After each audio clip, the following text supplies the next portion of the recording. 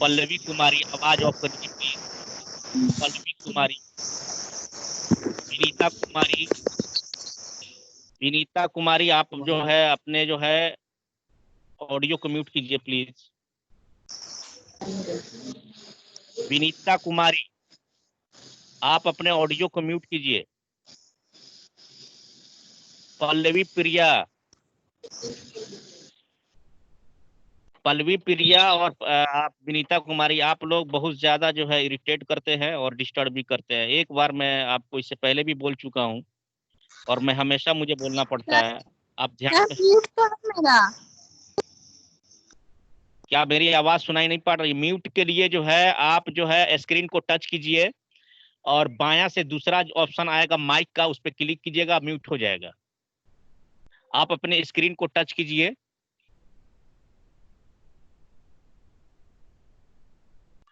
आइए आज के इस ऑनलाइन कक्षा के लिए जो है अगली कक्षा के रूप में आज का हमारा जो विषय बिंदु है वो है इबारती प्रश्न। देखिए जब हम आपके S7 पेडागोजी ऑफ मैथमेटिक्स में जब चौथा इकाई के रूप में जब हम अध्ययन करते हैं तो उसमें चौथा बिंदु के रूप में इबारती प्रश्न है। कुछ विद्यार्थी को प्रश्न माइंड में आते होंगे कि ये कैसा शब्द है, इसलिए कि बहुत से जो है जब इसके बारे में जब हम अध्ययन करेंगे तो बहुत से NIOS की किताबों में या बहुत से DLED स्तर के जो बुक आते हैं उसमें इसके बातों का वर्णन स्पष्ट रूप से नहीं किया गया है। मैंने भी इससे संबंधित बहुत से विषयों बिंदु पे जो है ना मैंने अध्ययन किया तो मालूम ये चलता है कि इबारती जो शब्द है वह इबारती शब्द फारसी से लिया गया है और इसकी बुनियाद आई है कि जब हम फारसी या अरबी या उर्दू हम लिखते हैं जो उसकी वास्तविक मूल जो होती है, जो उसके वास्तविक स्वरूप में लिखते हैं, उसी लिखने के पैटर्न को हम इबारती शब्द के लिए प्रयोग किया जाता है।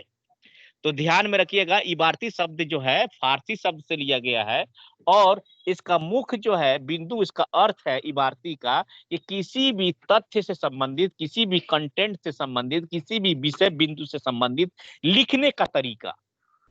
तो इस चूंकि ये शब्द जो है फारसी है इसीलिए इनका प्रयोग अधिकतर जो है ना वो लोग करते थे जो कि पर्शियन पढ़ते थे, जो अरबी पढ़ते थे, वो उर्दू पढ़ते थे, इसीलिए इस शब्द का जो है ना प्रयोग यहाँ किया गया है।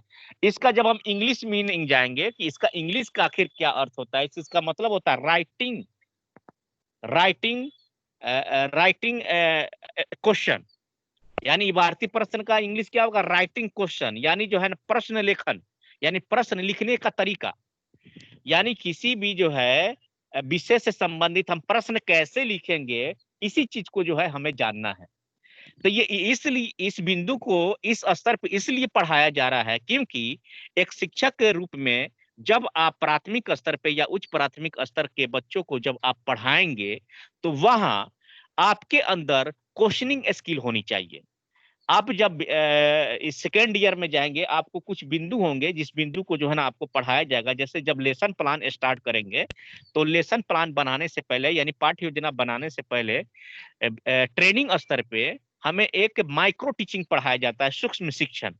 सूक्ष्म शिक्षण के अंतर्गत एक छोटा सा एक घटक के रूप में एक बिंदु है, वो है आपका प्रश्न कौशल।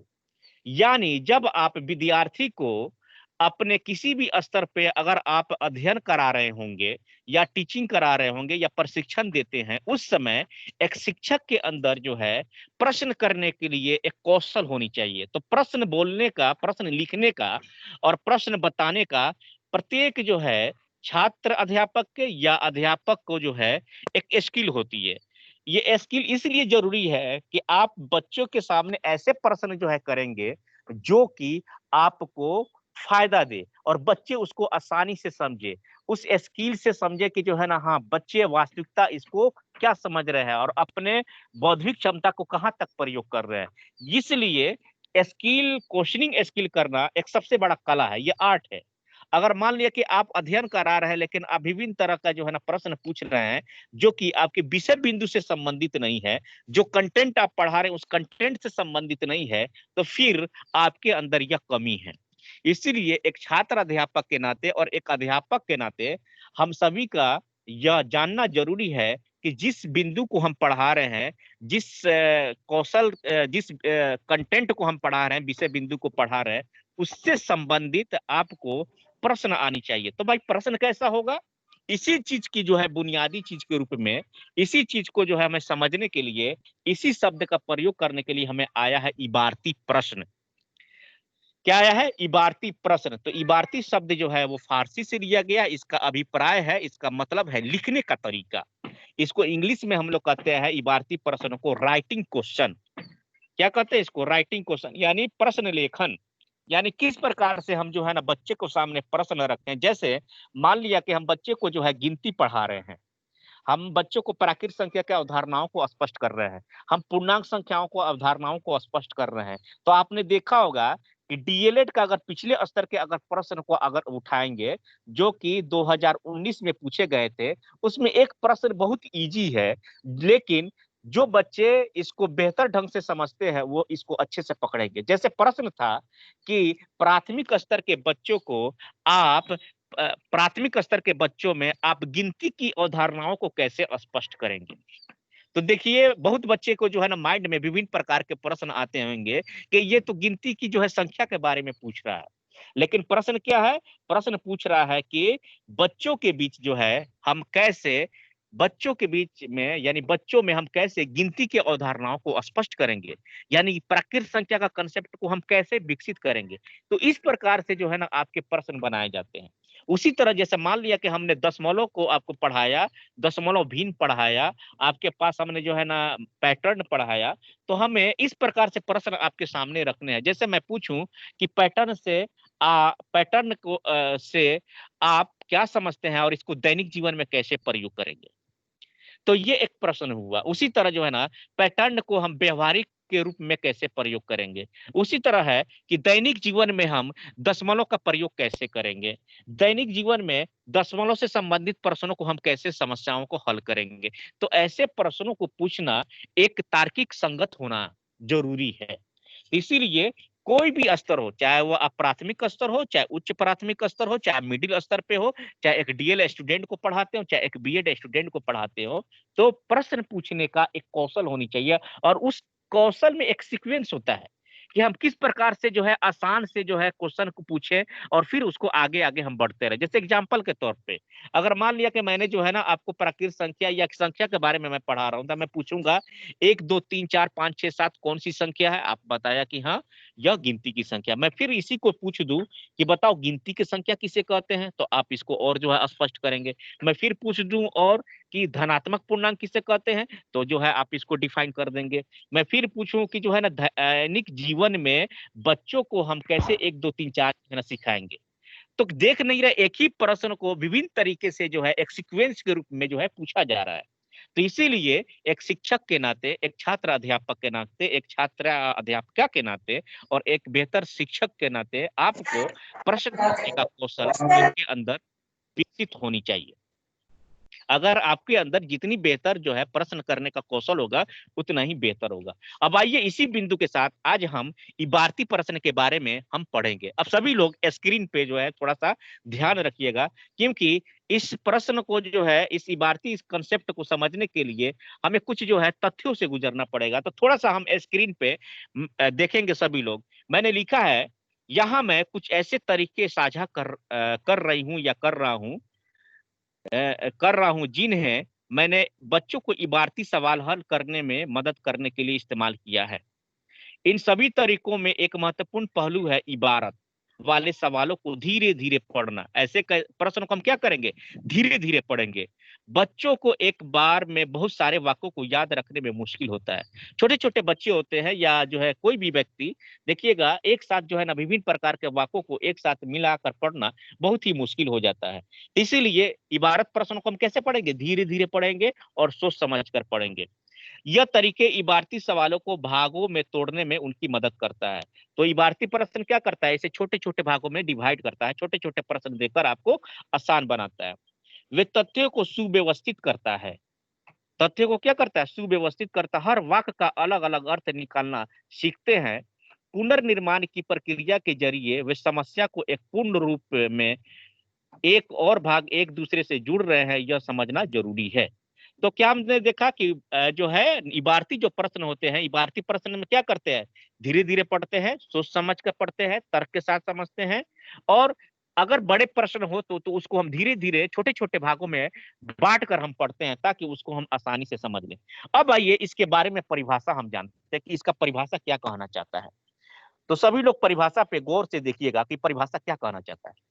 तो परिभाषा क्या देंगे कि वैसे प्रश्न, गौर से सुनिएगा सभी विद्यार्थी, क्योंकि यह एक ऐसा कंटेंट है जिसका जो है आपको इशारा कुछ और तरफ जाता है लेकिन मीनिंग कुछ और निकलता है। कोई नहीं समझता है इबारती का अर्थ क्या होता है, लेकिन इबारती का अर्थ क्या है, राइटिंग क्वेश्चन, लेखन जो है प्रश्न, यानी लिखने का तरीका, प्रश्न कैसे लिखे। तो अब इसके परिभाषा जो है देखिए, अब यहाँ पे हम पढ़ेंगे।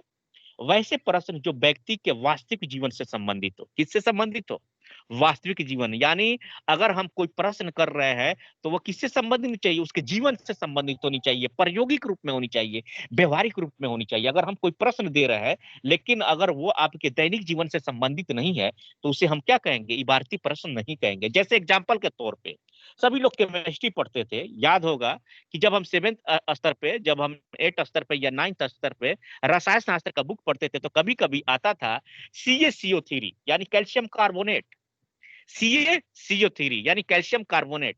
अब हम जो है ना वहां केवल फार्मूला को याद करते थे कि हाँ CaCO3 यौगिक है और इस यौगिक का जो है नाम है जो है कैल्शियम कार्बोनेट। लेकिन मैं अगर आपको पूछ दूं, एक अगर बेहतर जो है तर्क वाला अगर कोई शिक्षक होता तो वहां बच्चों को व्यवहारिक जीवन से संबंधित इस प्रश्न को कैसे पूछता। अगर मैं यहीं पे पूछता कि बताओ CaCO3 को क्या आपने देखा है, क्या CaCO3 को हम कहीं उपयोग करते हैं, क्या CaCO3 को हम कभी खा सकते हैं, ऐसे प्रश्न जो है आपके व्यवहारिक है। तो आप इसका यहाँ क्या होगा, आप यहाँ सोचने पे मजबूर हो गए कि CaCO3 को खाया भी जाता है, CaCO3 को जो है ना हम कहीं उपयोग भी करते हैं। तो दोस्तों मैं बता दूं कि CaCO3 का मतलब calcium carbonate, calcium carbonate, calcium carbonate को हम क्या कहते हैं, चूना कहते हैं, चूना कहते हैं। आपको ध्यान में रहेगा बहुत से जो है ना घर में जो है लोग ऐसे हैं जो कि चूना का प्रयोग करते हैं। तो चूना का प्रयोग बहुत जगह करते हैं, घर में पोताई के रूप में भी करते हैं, लोग खाने के रूप में करते हैं, लोग जो है तंबाकू के रूप में भी यूज करते हैं, यही तो है चूना। तो कहने का क्या मतलब है, हमें वहां समझनी होगी कि इसका उपयोग है एक्चुअली है क्या। वही मैं पूछ दूं, बताओ ठोस जो है कार्बन किसे कहते हैं। तो ठोस कार्बन हमने सुना, तरल कार्बन भी नहीं सुना ना, ठोस कार्बन सुना। ठोस कार्बन कहते हैं बर्फ को कहते हैं, यानी CO2 को। जब CO2 जो है जब ठोस बन जाता है, सॉलिड फॉर्म में पड़ जाता है, उसको बर्फ कहते हैं। तो प्रश्न ऐसे होनी चाहिए जो कि आपके दैनिक जीवन से संबंधित होनी चाहिए, रोजमर्रा की जिंदगी से संबंधित होनी चाहिए। फिर मैं वही दूसरा उदाहरण में फिर आपको देना चाहता हूं।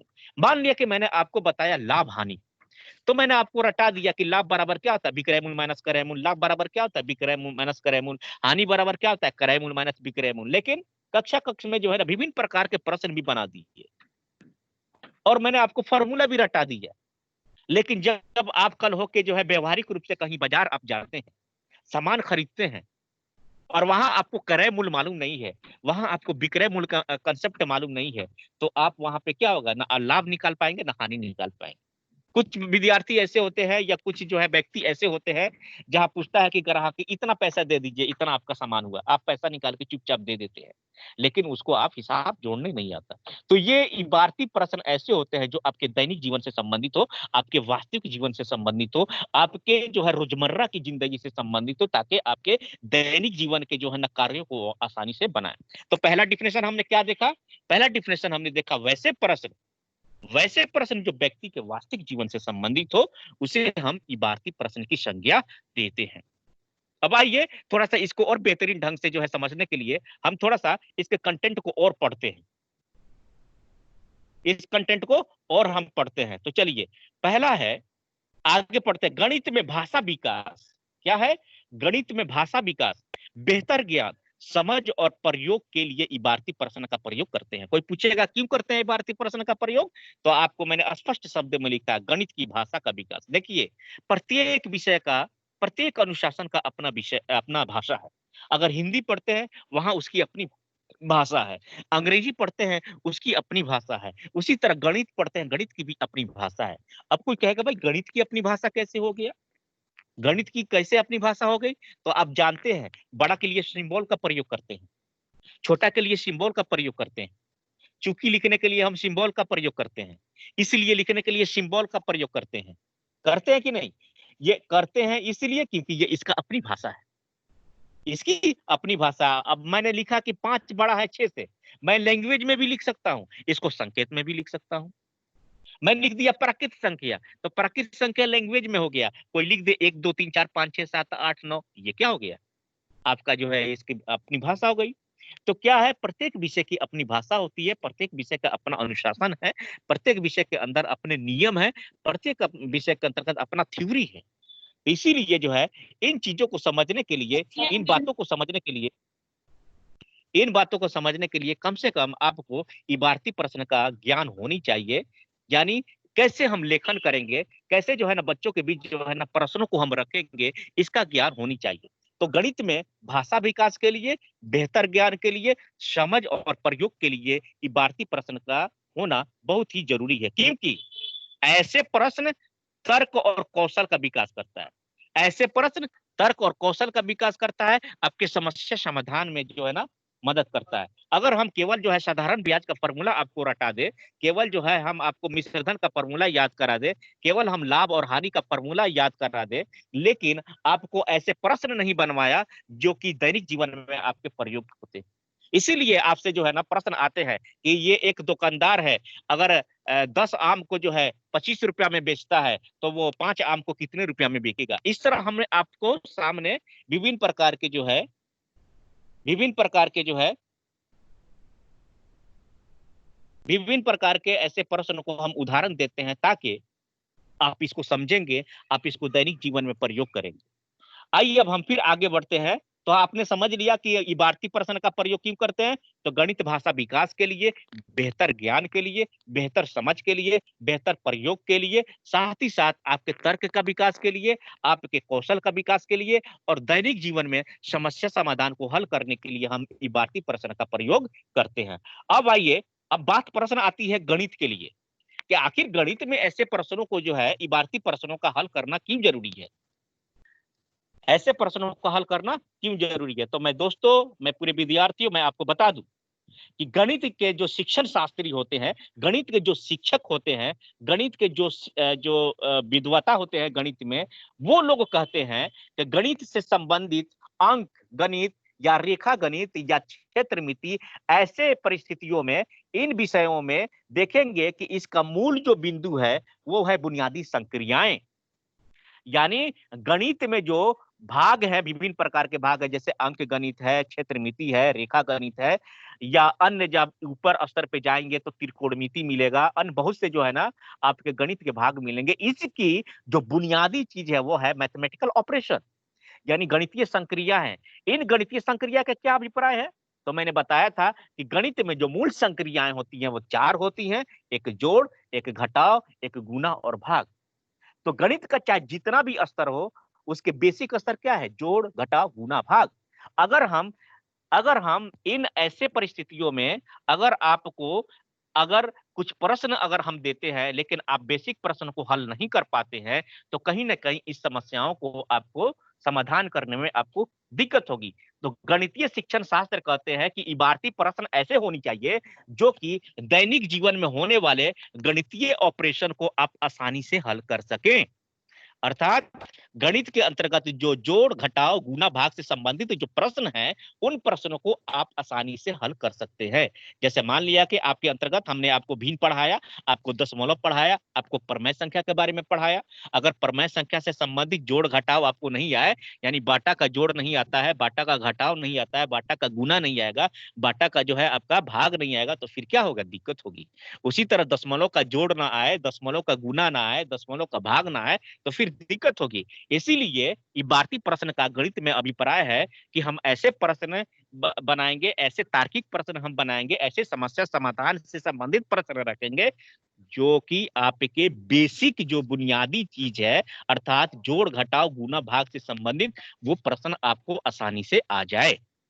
इसीलिए हमें ऐसे प्रश्न को जो है ना आपके सामने प्रस्तुत करना होगा, ऐसे प्रश्न आपके सामने रखने होंगे, ऐसे प्रश्नों का निर्माण करना पड़ेगा, ऐसे कौशल विकसित करना पड़ेगा जिससे हम प्रश्न बनाएं तो उसमें बेसिक चीज आपको समझ में आ जाए। तो प्रत्येक विषय का, प्रत्येक कंटेंट का अपना अपना जो है उसकी बुनियादी चीज होती है। जैसे मान लिया कि लाभ हानि अगर हम पढ़ रहे हैं, हम साधारण ब्याज अगर हम पढ़ रहे हैं, क्षेत्रमिति हम पढ़ रहे हैं, रेखा गणित पढ़ रहे हैं, तो सब विषय का अपना अपना बुनियादी चीज है। जैसे अगर मान लिया कि मैं अगर आपको रेखा गणित अगर मैं पढ़ा रहा हूं, तो रेखा गणित के अंदर बुनियादी चीज क्या है? बिंदु को समझना, रेखा को समझना, रेखा खंड को समझना, त्रिभुज को समझना, चतुर्भुज को समझना, समलंब चतुर्भुज को समझना, समांतर चतुर्भुज को समझना, और इनसे संबंधित आपस में संबंध क्या है, और इनसे संबंधित आपस में क्या है, गणितीय ऑपरेशन क्या है, इनका आपसी संबंध क्या है, जिसमें जो है गुना भी आए, जोड़ भी आए, घटाव भी आए। तो ऐसे प्रश्नों को जो है ना विद्यार्थियों के बीच जो है संकल्पनाओं को हम बेहतर से विकसित करते हैं, ताकि आपको गणित के मूल जो चीज है वो आपको समझ में आ जाए। जैसे एक उदाहरण के रूप में मैं आपको बताना चाहता हूं कि आपने गणित के प्रथम स्तर पर, यानी जब आप फर्स्ट ईयर में थे, तो आपको एक पॉइंट बताया गया था शुरू में ही कि गणित में भय भ्रम का क्या कारण है। क्या कारण है कि बच्चे जो है ना गणित से दूर भागते हैं? क्या कारण है कि बच्चे जो है ना भय से जो है ग्रसित हो जाते हैं? क्या कारण है कि बच्चों को जो है ना गणित बनाने में मानसिकता की कमजोरी आती है? क्या कारण है कि बच्चे जो है ना घर में कहते हैं कि मैं गणित नहीं पढ़ूंगा? या क्यों कहते हैं गार्जियन, आपके अभिभावक के जो है ना गणित मत पढ़ो, गणित में जो है ना तुम फेल कर जाओगी? ये इसलिए क्योंकि आपने बेसिक चीज को, अपनी बुनियादी चीज को समझा नहीं। और उस बुनियादी चीज को समझने में कौन मदद करता है? इबारती प्रश्न।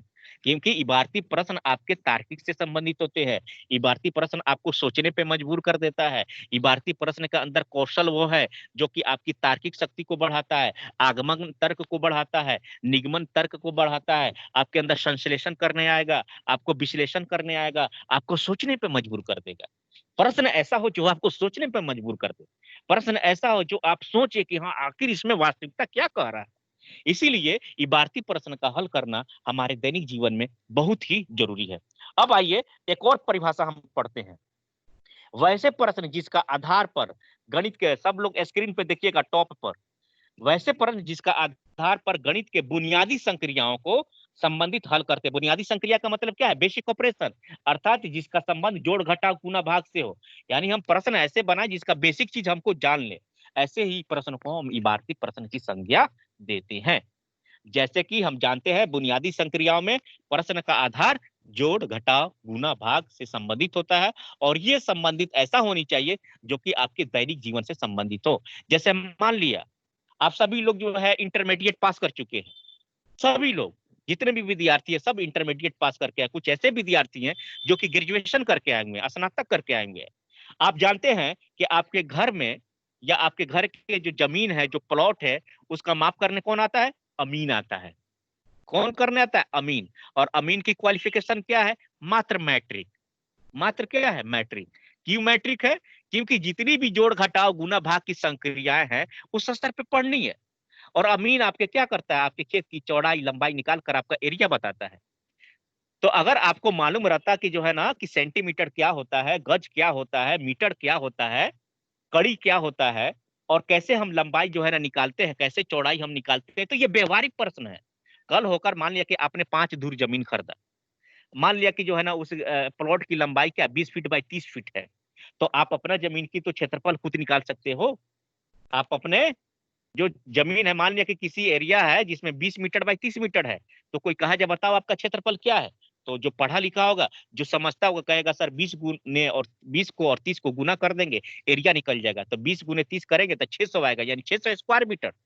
यानी उसकी जमीन का एरिया कितना है? 600 स्क्वायर मीटर। तो इसीलिए जो दैनिक जीवन के जो प्रश्न है, मार्केट आप जा रहे हैं, जमीन में जो का हो गया, या कोई दैनिक जीवन में बहुत सा काम कर रहे हैं, कोई हेवी चीज उठा रहे हैं, अपने कपड़ा खरीद रहे हैं, आप अपना सामान खरीद रहे हैं, सब्जी खरीद रहे हैं, बाजार में जा रहे हैं, बहुत से जो है जिंदगी के जो है रोजमर्रे में बहुत से ऐसे काम आते हैं जहाँ गणित की जरूरत है। तो इन गणितों को जो है समझने के लिए, इनके बेसिक चीज को समझने के लिए हम इबारती प्रश्न का प्रयोग करते हैं, ताकि जो है आप इसके बेसिक स्तर को आप समझ लें। अब आइए, अब एक प्रश्न होता है, आप सभी कुछ विद्यार्थी आप अनम्यूट हो सकते हैं, फीडबैक बता दीजिए कि आपको समझ में आया कि नहीं, ताकि मैं फिर आगे बढ़ूं। आप जो है अपने ऑडियो को जो है ऑफ कर सकते हैं। आप अपने ऑडियो को जो है ऑफ कीजिए, ऑन कीजिए प्लीज। ओपन कर लीजिए ऑडियो को और मुझे बताइए फीडबैक की फीडबैक कैसा है। हेलो, आवाज सुन अच्छा पा है रही है सर, मेरी? समझ में आ रहा है। समझ में आ जी रहा है? कोई सर। दिक्कत तो नहीं अभी तक? अब हम नहीं आगे बढ़े, सर। आगे जी। बढ़ा जाए। चलिए ठीक है, आप जो है ऑडियो को फिर जो है आप म्यूट कीजिए, ऑडियो को म्यूट कर लीजिए, हम फिर आगे बढ़ते हैं।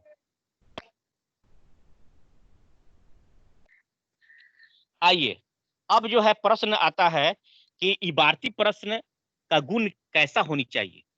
इबारती प्रश्न का गुण क्या है या कैसा होनी चाहिए? प्रश्न आएगा, आपसे भी पूछ सकता है कि इतना डिफिनेशन आपने पढ़ा, इतने बारे में तर्क पढ़ा, तो आप बताइए इबारती प्रश्न कैसा होनी चाहिए, यानी क्वेश्चनिंग राइटिंग कैसा होनी चाहिए, प्रश्न का लेखन कैसा होनी चाहिए। हिंदी में क्या कहेंगे? प्रश्न लेखन। विद्यार्थी कोई नोट कर सकता है, या आप इस ऑडियो को फिर से आप सुनेंगे।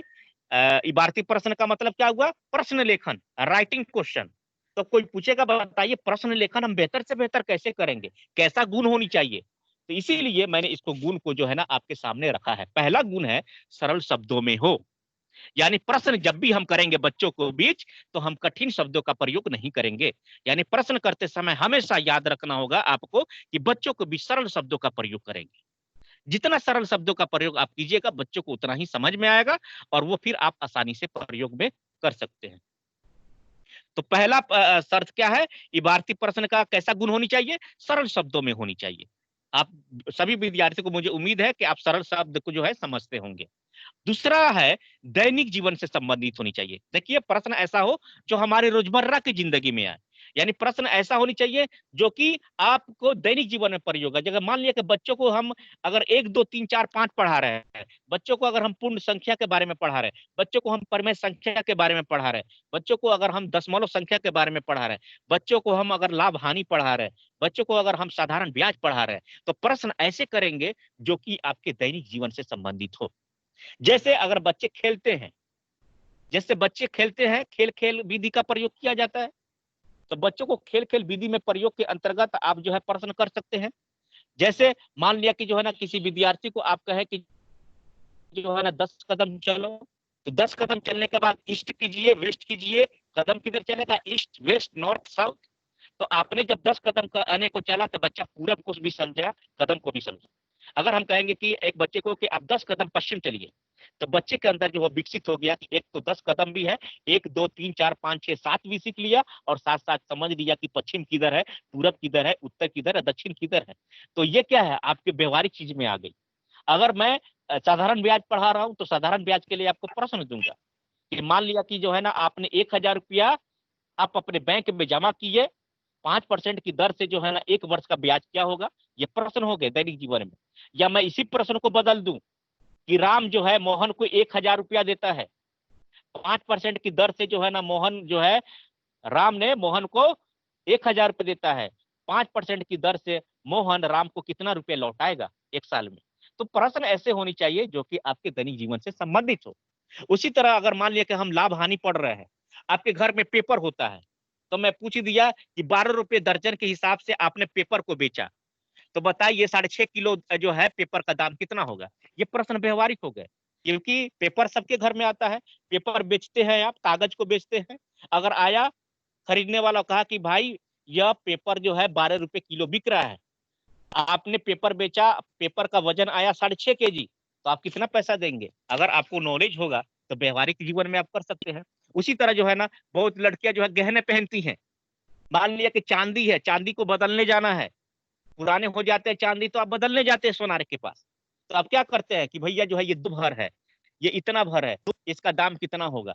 तो आपको अगर बेसिक चीज मालूम होगा कि हाँ इसमें क्रय मूल्य क्या है, इसमें विक्रय मूल्य क्या है, इसमें कैसे जो है ना हम इसका प्लस और जोड़ घटा गुना करेंगे, तब आपको ये समझ में आएगा कि हाँ यह कितना रुपये में बिकेगा। तो इस तरह जो है प्रश्नों को जो है आपके व्यवहारिक जीवन से संबंधित, दैनिक जीवन से संबंधित होनी चाहिए, रोजमर्रा की जिंदगी से संबंधित होनी चाहिए। उसी तरह एग्जाम्पल के तौर पर मैं देना चाहता हूं, मान लिया कि आपके गार्जियन ने आपको 500 रुपीज दिया, और कहा कि 1 किलो आप सेब ले लेना, 1 किलो जो है ना फॉर्च्यून का ऑयल ले लेना और जो है 1 किलो सब्जी ले लेना और मुझे जो बच्चे का पैसा आप रिटर्न कर देना। तो आपको अगर उसका हिसाब करने आता है, उसका रेट निकालने आता है, तब ना आप रेट निकालिएगा। तो ऐसे प्रश्न जो है ना दैनिक जीवन से संबंधित होनी चाहिए, जो कि आपके दैनिक जीवन को जो है ना आसान बना दे। तो पहला गुण क्या है? सरल शब्दों में होनी चाहिए। दूसरा गुण क्या है? दैनिक जीवन से संबंधित होनी चाहिए। तीसरा क्या है? कौशल आधार पे होनी चाहिए। यानी ऐसे प्रश्न होने चाहिए जिससे बच्चों को स्किल डेवलप। स्किल कैसा डेवलप हो? यानी जोड़ घटाव आसानी से क्यूब फास्ट करे, जोड़ भी फास्ट करे, गुना भी फास्ट करे, घटाव भी फास्ट करे। तो ऐसे प्रश्न होनी चाहिए। फिर आपस में इसके संबंधों को होना जरूरी है। यानी आपके पास कैलकुलेटिंग स्किल होनी चाहिए। कैलकुलेटिंग की जितना फास्ट आप कीजिएगा उतना ही जो है यह आपके लिए बेहतर होगा। तो अगला है तर्क के आधार पर होनी चाहिए। यानी हम प्रश्न भी ऐसे करें जिसमें बच्चे तर्क लगाए। अगर लॉजिक पे आधार पे प्रश्न नहीं होंगे तो फिर वो दिक्कत होगी। जैसे मैं अगर आपसे एक प्रश्न पूछूं या छोटे स्तर पे मैं प्रश्न पूछूं कि बताओ 1 किलो रसगुल्ला या 1 किलो जो है रुई कौन भारी है? 1 किलो रसगुल्ला या 1 किलो रुई कौन भारी है?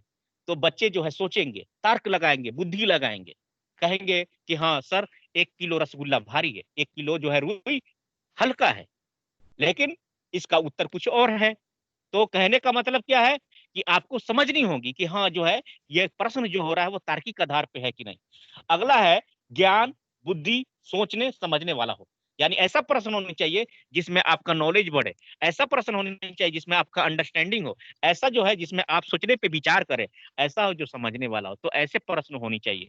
प्रश्न ना उतना भी इजी नहीं होनी चाहिए जिससे बच्चों को जो है आसानी से बना ले, उतना भी आसान नहीं होनी चाहिए। अगला है ज्यादा बड़ा प्रश्न ना हो, प्रश्न लेंदी नहीं होनी चाहिए।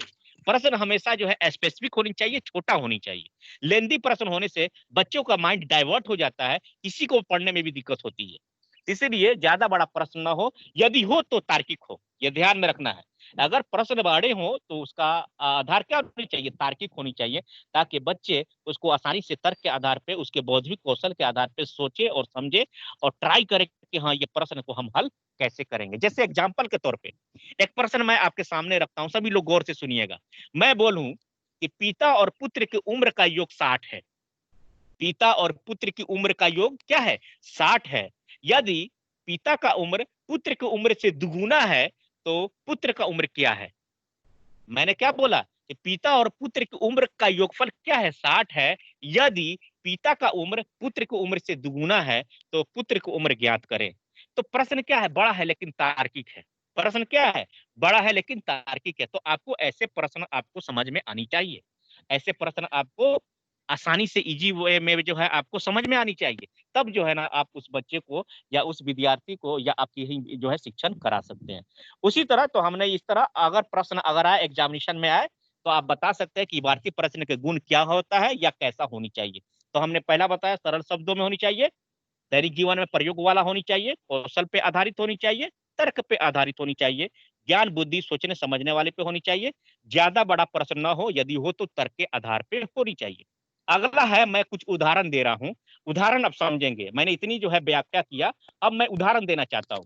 जैसे मैंने पहला उदाहरण दिया है, सभी लोग गौर से देखिएगा। मोहन के पांच पांच सेब है, दो खाकर एक राम को दे दिया तो मोहन के पास कितना सेब है? ये छोटे बच्चे को आप प्रश्न कर रहे हैं। छोटे बच्चा है, प्राथमिक स्तर पे आप जो है बच्चे हैं, उसके लिए आप प्रश्न बनाए हैं कि मोहन के पांच पांच सेब है, दो खाकर एक राम को दे दिया, दो खाकर एक राम को दे दिया तब मोहन के पास कितना सेब है? ऐसे प्रश्नों को जो है हम देंगे ताकि बच्चे जो है उसको आसानी से समझे। उसी तरह है दूसरा संख्या है, दो संख्याओं का योगफल 30 है। दो संख्याओं का योगफल 30 है। पहली संख्या दूसरी संख्या से दुगुना है तो पहली संख्या ज्ञात करें। तो देखिए कितनी खूबसूरत पैटर्न पे प्रश्न को बैठाया गया है। तो ये सब तार्किक क्वेश्चन है, तर्क लगानी पड़ती है। इसमें क्या आएगा? जोड़ घटाव गुना भाग आएगा। मैं इसीलिए बोल रहा हूं कि इबारती प्रश्न ऐसा होनी चाहिए जो बुनियादी संक्रियाओं को जो है आसानी से बना ले। अगर आपको बुनियादी संक्रियाएं यानी जोड़ घटाव गुना भाग कमजोर है तो इबारती प्रश्न बनाने में आपको दिक्कत होगी। इसीलिए मैंने बोला कोई भी प्रश्न का आधार क्या है? आपका बेसिक ऑपरेशन। तो कम से कम बेसिक ऑपरेशन को आपको समझनी होगी। जो बच्चे को विद्यार्थी को अगर जोड़ घटाव गुणा भाग अगर आसानी से नहीं कर पा रहे हैं तो कहीं ना कहीं आपको ये इबारती प्रश्न को हल करने में दिक्कत होगा। उसी तरह है तीसरा प्रश्न मैंने बताया, आम के पेड़ पर 20 आम पके हैं, जिसमें 3 आम खराब निकले तो 5 रुपए के दर से कितना पैसा होगा। तो ऐसे प्रश्न जो है ना हम क्या दिए हैं आपके सामने, व्यवहारिक प्रश्न दिए हैं। हम आपके सामने ऐसे प्रश्न को तार्किक रूप में प्रस्तुत किया, समस्या समाधान से संबंधित किया ताकि आप इसको समझ सके। अब आइए एक मैं जो है चौथा प्रश्न है, गौर कीजिएगा सभी लोग। मुझे बताएं कि आप एक वृत्त को आधे या चौथाई या 1/8 में कैसे विभाजित करेंगे। एक वृत्त है उसको आधा में बांटना है, एक चौथाई में बांटना है और उसके 1/8वां भाग में बांटना है। तो ये तार्किक प्रश्न है। आपको क्या पढ़ना, आपके पास स्केल होनी चाहिए, आपके पास प्रकार होनी चाहिए, आपको वृत्त बनानी आनी चाहिए। प्रकार लीजिएगा, उसमें मापिएगा कि हाँ कितना हम त्रिज्या रखें, कितना उसको जो है डायमीटर रखें। तो इसमें आधा बांटना है, फिर चौथाई बांटना है और 1/8वां भाग बांटना है। तो ऐसे प्रश्न को आपको हल करने चाहिए। तब देखिए इसमें प्रश्न कैसे आएगा। अब इसमें आएगा, आप कैसे जानते हैं कि सही है, लास्ट में आप बताएंगे ना जी। अगर बना लिए हैं तो मैं पूछूं, बताओ ये कैसे सही है तुम्हारा, कैसे आधा भाग में बांट दिए, कैसे चौथाई भाग में बांट दिए, कैसे 8वां भाग में बांट दिया। तो ऐसे प्रश्न को आपको हल करनी चाहिए, आनी चाहिए। ऐसे मैंने बहुत से उदाहरण दिया है, आप स्क्रीनशॉट ले सकते हैं या जल्द ही जो है ना आपको प्रचार महोदय की तरफ से जो है ना आपको ऐसे छोटे छोटे जो है टॉपिक का नोट्स आपको दिया जाएगा। आइए अब हम थोड़ा सा एक प्रश्न जानते हैं, इबारती प्रश्न, स्क्रीनशॉट ले सकते हैं। क्योंकि वक्त की कमी है, मैं फिर जो है इस पे तफसील से जो है ना मैं बार आपसे बात करूंगा, डिस्कशन भी करूंगा, या प्रश्न आपके सामने होंगे तो आप प्रश्न रख सकते हैं नेक्स्ट क्लास में। तो अब आइए इबारती प्रश्न के प्रकार। तो इबारती, चूंकि जो है टॉपिक का नाम है इबारती प्रश्न और प्रकार, आपके जो सिलेबस में जो कंटेंट दिया गया है उसमें प्रकार भी पढ़ना है। तो इबारती प्रश्न का प्रकार क्या है। तो पहला प्रश्न है व्यवहारिक प्रश्न। कैसा प्रश्न देंगे जी, व्यवहारिक प्रश्न। व्यवहारिक प्रश्न का मतलब क्या है, ऐसा प्रश्न देंगे जो आपके दैनिक जीवन से संबंधित हो, यानी जोड़ कर देना है। बाजार से संबंधित हो, खेत से संबंधित हो, आपके प्लॉट से संबंधित हो, कोई सामान खरीदने से संबंधित हो, चॉकलेट से संबंधित हो, खेल से संबंधित हो, हम ऐसे प्रश्न का प्रयोग हम करेंगे। दूसरा है तार्किक प्रश्न। कैसा प्रश्न करेंगे, तर्क वाला प्रश्न करेंगे। कैसा प्रश्न करेंगे, तर्क वाला। जैसे बोर्ड मास के प्रश्न होते हैं, बोर्ड मास सबको आता है कि इसमें जो है कब छोटा कोष्ट करते हैं, कब बड़ा कोष्ट करते हैं, कब भागा का भाग करते हैं, कब गुना करते हैं। ये सब तार्किक प्रश्न है। अगर आपने ब्रैकेट का कोष्ट जो है बाद में किया, भाग के पहले जो है आपने जो है गुना से पहले भाग का कार्य कर दिया, तो कहीं ना कहीं आपको दिक्कत होगी। तो तर्क है एक जो है सीक्वेंस है, उस सीक्वेंस से होकर हमको जाना पड़ेगा। जैसे मैंने अभी बताया कि अगर दो संख्याओं का योगफल क्या है, 30 है, एक संख्या दूसरी संख्या से दुगुनी है, तो वो संख्या क्या होगी। अगर आप तर्क नहीं लगाएंगे, अगर आप बुद्धि नहीं लगाएंगे, अगर आप अपने सोचने समझने की शक्ति को विकसित नहीं करेंगे, ऐसे प्रश्न आपको आसानी से नहीं बन सकते हैं। अगला है मूर्त प्रश्न। मूर्त कहते हैं जो हम जानते हैं, प्रश्न ऐसा होनी चाहिए जो हम जानते हैं। और अमूर्त प्रश्न कहते हैं जो हम नहीं जानते हैं। जैसे हम नहीं जानते हैं, जैसे आपके सामने रीजनिंग का प्रश्न आता है, जैसे बहुत सा रीजनिंग होता है, वर्बल और नॉन वर्बल, बहुत से एग्जामिनेशन में पूछे जाते हैं, एसएससी के एग्जामिनेशन में पूछे जाते हैं, सीटेट के स्तर पे पूछे जाते हैं। तो आपने देखा होगा कुछ ऐसे रीजनिंग आते हैं जो कि आपको बनाने पे मजबूर कर देता है। जैसे मैंने पैटर्न से संबंधित क्वेश्चन बताया था, आप सभी लोग को याद होगा कि पैटर्न में जो भी प्रश्न का प्रयोग किया वो अमूर्त है। तो प्रश्न मूर्त भी होनी चाहिए। मूर्त कहते हैं जो हम जानते हैं, यानी अंदर जो हम जानते हैं वैसे प्रश्न को हल करें। अमूर्त जो कि हम नहीं जानते हैं, तो इसीलिए एब्स्ट्रैक्ट कहते हैं। अमूर्त को क्या कहते हैं, एब्स्ट्रैक्ट, एब्स्ट्रैक्ट थिंकिंग। क्योंकि गणित क्या है, एब्स्ट्रैक्ट मैथमेटिक्स है। गणित क्या है, एक अमूर्त विज्ञान है। इसीलिए अमूर्त विज्ञान की संकल्पना को विकसित करने के लिए अमूर्त प्रश्न का होना भी जरूरी है। अगर आपके सामने अमूर्त प्रश्न नहीं आते हैं, अगर अमूर्त प्रश्न को समझते नहीं है, अमूर्त तथ्यों को समझते नहीं है, तो दिक्कत होगी। तो मूर्त प्रश्न कहते हैं कंक्रीट क्वेश्चन। कंक्रीट क्वेश्चन कहते हैं जो हम जानते हैं, अंदर से जो हम जानते हैं, जो आप जानते हैं वो चीज किसको कहते हैं, मूर्त कहते हैं। जो नहीं जानते हैं, जो बाहरी चीज है, उसको अमूर्त कहते हैं। तो बाहरी चीज के रूप में ऐसे प्रश्न आते हैं जिसको, जिसमें जो पिक्चोरियल फॉर्म में हो, जो तस्वीर के फॉर्म में हो, जो ग्राफ के फॉर्म में, ऐसे प्रश्न को हम अमूर्त प्रश्न कहते हैं। और अगला है कौशल युक्त प्रश्न। ऐसे प्रश्न जो आपका स्किल का डेवलप करे, जैसे कैलकुलेटिंग स्किल होनी चाहिए, फास्टिंग स्किल होनी चाहिए, मैथमेटिकल स्किल होनी चाहिए। ऐसे जो है आपके प्रश्न होनी चाहिए। अगला और भी जो है इसके कुछ प्रश्न है, जैसे लघु उत्तरीय प्रश्न। लघु उत्तरीय प्रश्न किसे कहते हैं, छोटा प्रश्न या आकार के आधार पर प्रश्न है।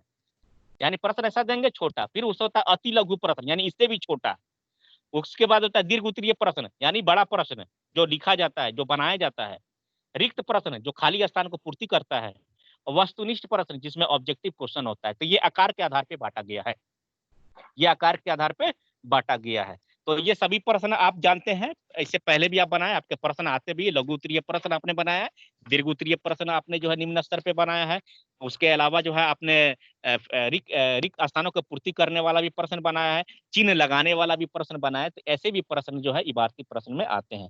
कुछ अन्य इबारती प्रश्न है जो उसको समझना होगा, जैसे खुला प्रश्न जिसको कहते हैं ओपन क्वेश्चन। अगला है बंद प्रश्न। दो तरह के जो है कुछ अन्य प्रश्न है जो बहुत ही जरूरी है। जैसे मैं प्रश्न पूछूं कि जिस प्रश्न का व्याख्या अलग अलग आधार पे, उसको हम क्या कहते हैं खुला प्रश्न का। जैसे मैं पूछूं आप गणित में कमजोर क्यों हैं, आप गणित में कमजोर क्यों हैं, तो ये इसका उत्तर अलग अलग विद्यार्थी अलग अलग रूप में देगा। कोई जरूरत नहीं है कि सब विद्यार्थी का उत्तर का जवाब एक ही हो।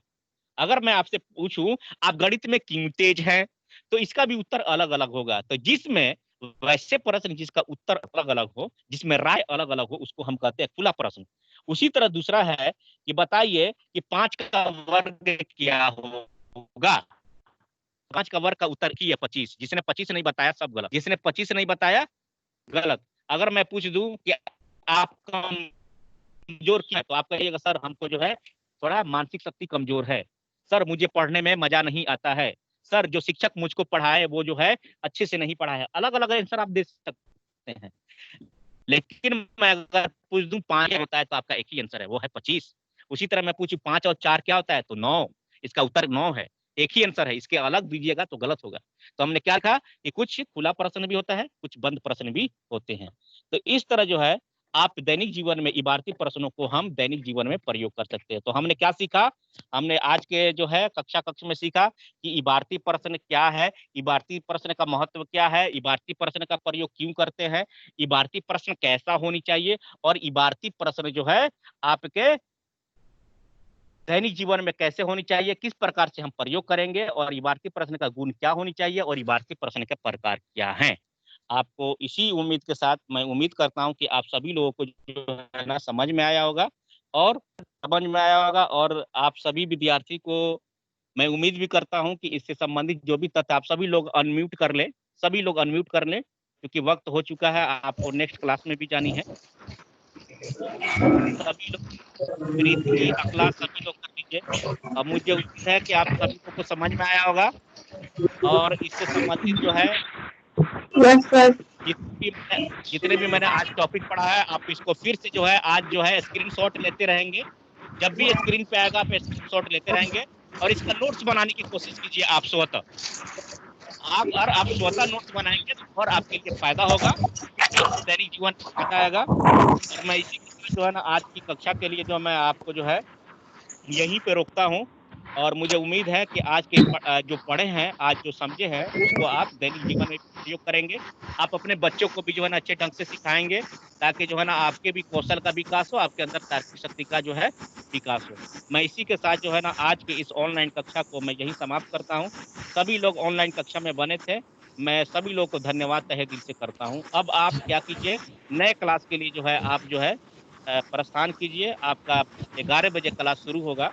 मैं आपसे सभी लोग से निवेदन करता हूं कि स्क्रीन पे टच कीजिए, रेड बटन आएगा उसको क्लिक कीजिए।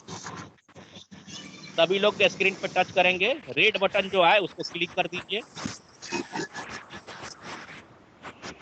सभी विद्यार्थी से सभी विद्यार्थी से थैंक यू सो मच। आप इस ऑनलाइन कक्षा में आप सभी बने रहें, आप इसके लिए धन्यवाद। Doctor SPC college of teacher education की तरफ से मैं सभी विद्यार्थियों को मैं जो है शुक्रिया अदा करता हूं, और मैं इसी उम्मीद के साथ जो है आज इस कक्षा को समाप्त करता हूं कि आप इसको बेहतर ढंग से आप दैनिक जीवन में और कौशल युक्त स्किल के आधार पे जो है आप और भी मेहनत करेंगे, तार्किक आधार पे घर पे और भी मेहनत करेंगे, और इसको सोचने और समझने की कोशिश करेंगे, और ताकि आपका जो भी उद्देश्य है उस उद्देश्य को पूरा आप कर ले। Thank you so much, thank you so much.